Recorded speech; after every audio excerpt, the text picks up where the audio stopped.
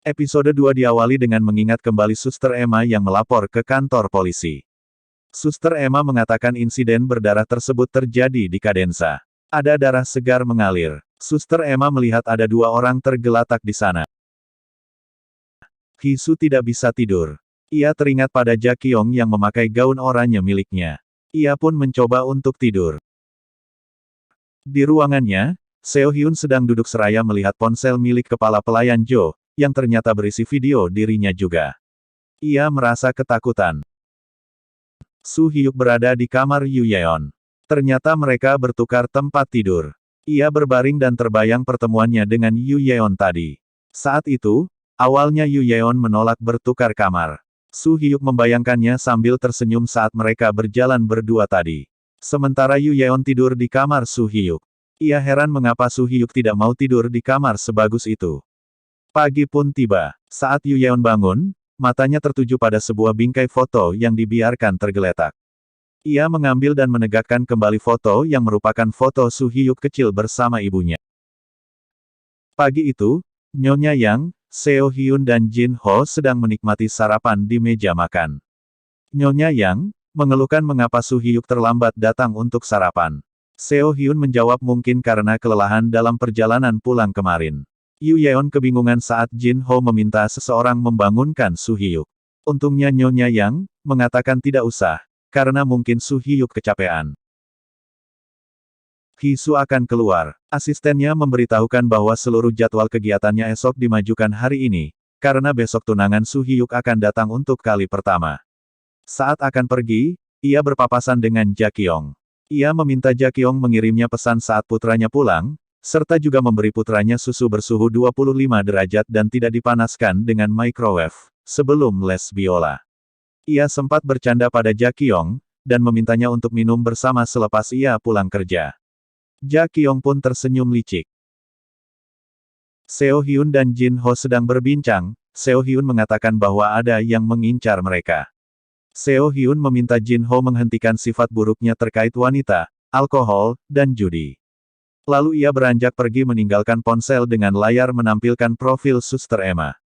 Ia beranjak menuju tempat penyimpanan ponsel berisi video dirinya yang direkam oleh kepala pelayan Jo. Dalam rekaman video itu, Seo Hyun sedang berbicara dengan seseorang yang tak kelihatan wajahnya sambil berkata, lebih baik kita tidak usah bertemu lagi.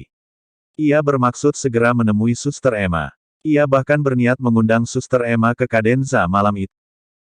Di galeri, Hiso berbincang-bincang dengan rekannya di Galeri Hawon tentang rencana pameran lukisan karya anak-anak autis yang dibiayai Hiso. Sementara itu Seo Hyun sibuk di kompleks multi budaya miliknya. Asisten Seo Hyun memberitahu bahwa lukisan anak-anak autis yang dibiayai Hiso akan ditampilkan di Galeri Hawon. Ia mengatakan pada asistennya tersebut, jika wartawan bertanya, jawab saja no comment. Jakyong masuk ke ruang belajar Hajon. Ia melihat buku terbuka dengan tulisan, hubungan kita telah berakhir. Aku terdesak dan tidak ada yang mau mendengarkanku. Tiba-tiba kepala pelayan Jo menghubungi ponselnya dan menyuruhnya datang, karena sesuai peraturan, tiap Rabu, semua pelayan harus melapor padanya. Semua telah berkumpul, kecuali Jakyong. Kepala pelayan Jo memarahi Jakyong. Jakyong lalu memotong perkataannya mengatakan bahwa fokusnya hanya Hajon. Saat kepala pelayan Jo mulai marah, ia pun membentak kepala pelayan Jo dan mengatakan untuk tidak memerintahkannya apapun. Ia pun berlalu meninggalkan semua yang terbengong melihatnya. Saat pergi, Jakyong berpapasan dengan Jin Hee. Jin Hee merasa familiar dengan wajahnya, lalu bertanya apakah mereka pernah bertemu sebelumnya. Jakyong terlihat gugup sambil menjawab, tidak pernah. Jin Hee menemui Nyonya Yang. Ia curhat bahwa ia tidak tahan perusahaan dipimpin oleh Ji Yong. Nyonya Yang mengatakan bahwa Ji Yong lah yang paling berkualitas di antara ketiga anaknya itu. Jin Hee tidak rela, karena Ji Yong adalah anak selingkuhan ayahnya. Nyonya Yang pun setuju dengan perkataan Jin Hee, oleh karena itu ia menjodohkan cucu pertamanya, Su Hyuk, dengan putri pemegang saham besar di Hyowon. Jin Hee menerima telepon yang mengatakan bahwa roti mereka dikritik di media sosial. Toko rotinya bermasalah. Ia protes, mengatakan seharusnya ia yang mendapat hotel, bukan Jin Ho. Su Hyuk bersiap-siap untuk acara makan malam dengan calon tunangannya. Saat pergi, ia berpapasan dengan Yu Yeon yang membawa keranjang berisi botol-botol minuman. Dengan ekspresi marah, Su Hyuk mengatakan padanya agar tidak memegang apapun dalam kamarnya. Su Hyuk tidak suka foto kecil dirinya dan ibunya ditegakkan oleh Yu Yeon. Suster Emma menelepon Seo Hyun atas permintaan Hisu. Suster Emma bermaksud untuk berkunjung ke rumahnya malam ini. Jin Hee mengamuk dan memarahi pegawainya karena kritik jelek atas roti krim di tokonya. Suster Emma telah datang dan menunggu Seo Hyun, namun Seo Hyun tidak menemuinya dengan alasan sedang lelah. Seo Hyun berbincang dengan Hisu. Ia mengatakan ia kecewa pada Hisu karena tidak berdiskusi dahulu dengannya tentang pameran lukisan di Howon. Hisu menjawab bahwa ia takut ditolak. Seo Hyun marah karena ia tidak ingin wartawan mengira mereka bertengkar, dan menggosipkan mengapa Hisu membuat pameran di galeri lain, bukan di galeri iparnya. Apalagi Direktur Han sedang dalam keadaan koma. Sebelum pergi, Hisu memberi salam dan meminta agar Seo Hyun tidak salah paham. Seo Hyun masuk ke kompleks multi budaya miliknya. Ia teringat perbincangannya dengan Direktur Han yang saat itu mempertanyakannya apakah ia ingin menjual saham perusahaan yang diwariskan ayahnya untuk membuat bisnis seni sendiri. Saat itu Seo Hyun berkata bahwa ia tidak ingin berbisnis, melainkan membuat nilai baru. Ia menangis, dan terbayang kembali saat ia berkata pada seseorang, lebih baik kita tidak usah bertemu lagi. Kali ini diperlihatkan bahwa lawan bicara Seo Hyun itu mengelus rambut Seo Hyun. Seo Hyun bertanya-tanya dalam hati apakah saat itu lawan bicaranya itu baik-baik saja saat ini. Sementara itu, Hisu dan Ja Kyung makan bersama. Hiso bertanya apakah Ja Kyung sudah menikah atau pernah mencintai seseorang. Ja Kyung menjawab bahwa ia hingga kini mencintai seseorang. Saat ditanya mengapa putus, Ja Kyung menjawab bahwa ia pernah mencintai matahari dengan sayapnya yang mudah meleleh. Hiso lalu berkata ia tahu bahwa itu adalah cerita Ikaros. Asisten Hisu bertanya apakah Hiso sudah menyelidiki latar belakang Ja Kyung, karena menurutnya Ja Kyung terlihat seperti menyembunyikan sesuatu. Namun Hisu sama sekali tidak menaruh curiga. Menurutnya Seo Hyun pasti sudah mencari tahu latar belakang Ja Kyung sebelum mempekerjakannya. Asisten tersebut menceritakan bahwa Ja Kyung mendatangi Kadenza saat para pelayan sibuk di luar mengurus acara makan malam kemarin, dan juga, Ja Kyung mengamuk pada kepala pelayan Jo agar jangan pernah memerintahnya. Hisu pun meminta asistennya itu untuk menyelidiki Ja Kyung. Hisu mengajak Ja Kyung di acara makan malam dengan calon tunangan Su Hyuk. Namun Ja Kyung menolak saat asisten Hisu mengatakan bahwa Ja Kyung nanti tidak makan satu meja dengan Hisu, melainkan mengawasi dari jauh.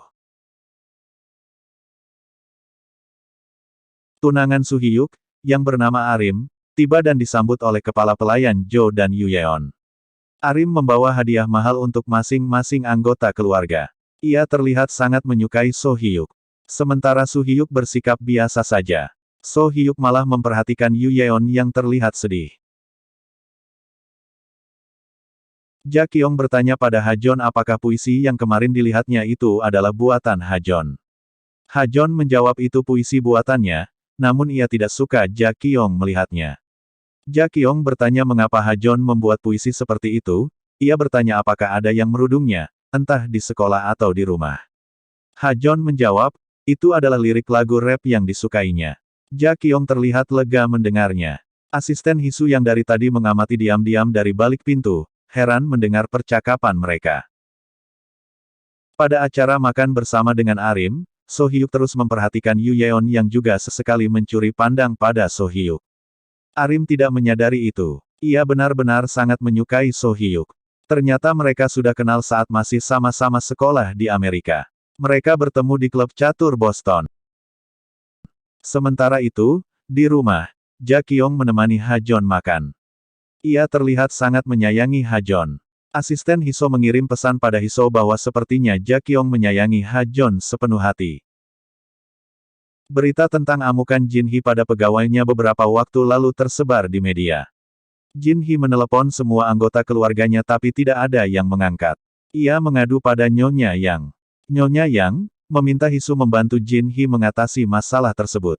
Hisu mengatakan bahwa skandal kekerasan tidak bisa ditutupi, tetapi diselesaikan dengan permintaan maaf. Jin He marah karena ia merasa karyawannya tersebut memang ingin menghancurkan dirinya. Tidak hanya di laman kantor, tetapi juga sampai wartawan. Nyonya Yang meminta Hisu menemui wartawan karena wartawan itu hanya mau bertemu dengan Hisu saja. Nyonya Yang juga mengatakan untuk menyelesaikan permasalahan itu dengan uang.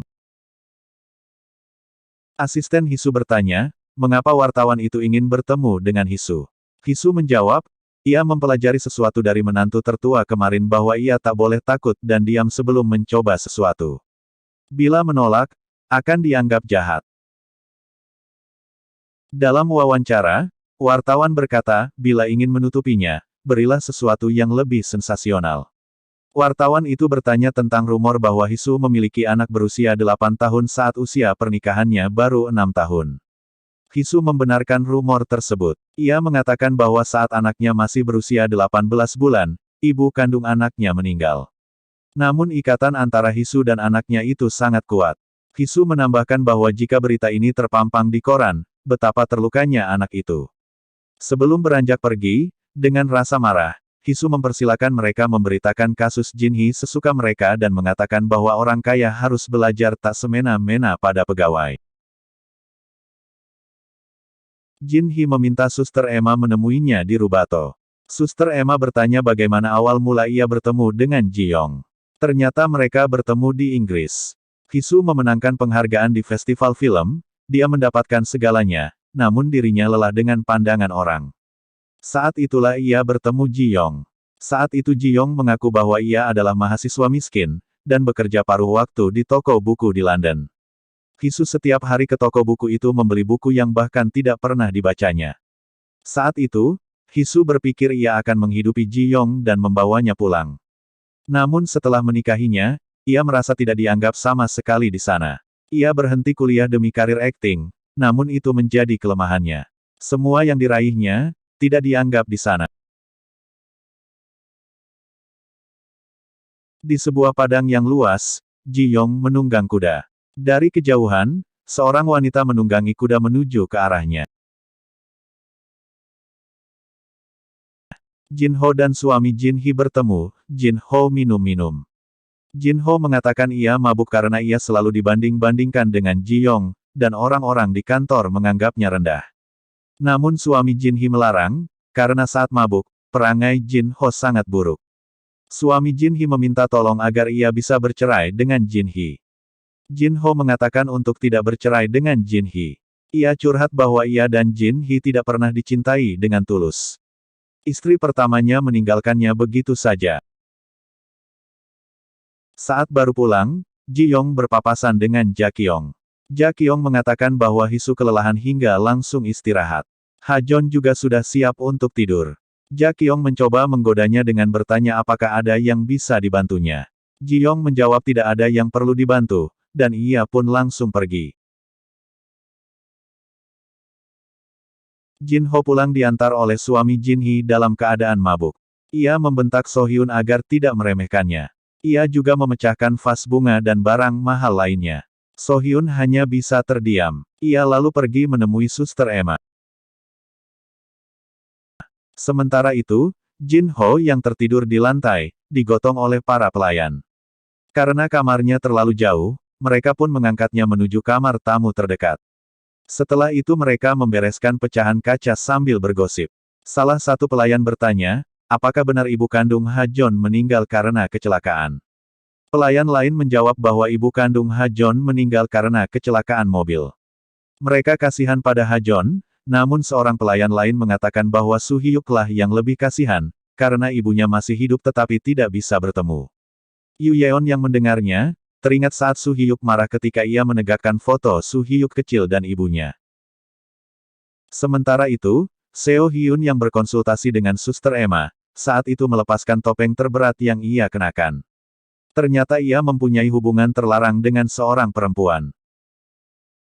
Suatu malam, Su Hyuk menemui Yu Yeon. Ia mengatakan ingin bertukar kamar lagi. Tanpa mereka sadari, seseorang mengawasi dari balik dinding. Ja Kyong masuk ke kamar Nyonya Yang.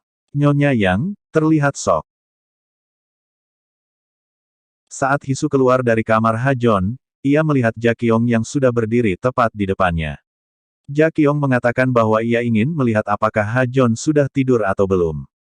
Hisu mengucapkan terima kasih serta mengatakan bahwa ibu Hajon lah yang seharusnya melakukan hal itu. Jakyong hanya terdiam. Di ruang kerjanya, Ji-yong membicarakan sesuatu dengan seorang pria di telepon. Ia mengatakan bahwa ia telah memutuskan sesuatu, dan minta dukungan atas keputusannya itu. Sementara Hisu mencoba terlelap di kamarnya, Jakyong sengaja berpapasan dengan Ji-yong, bahkan ia dengan sengaja beradu bahu dan menyentuh tangan Ji-yong.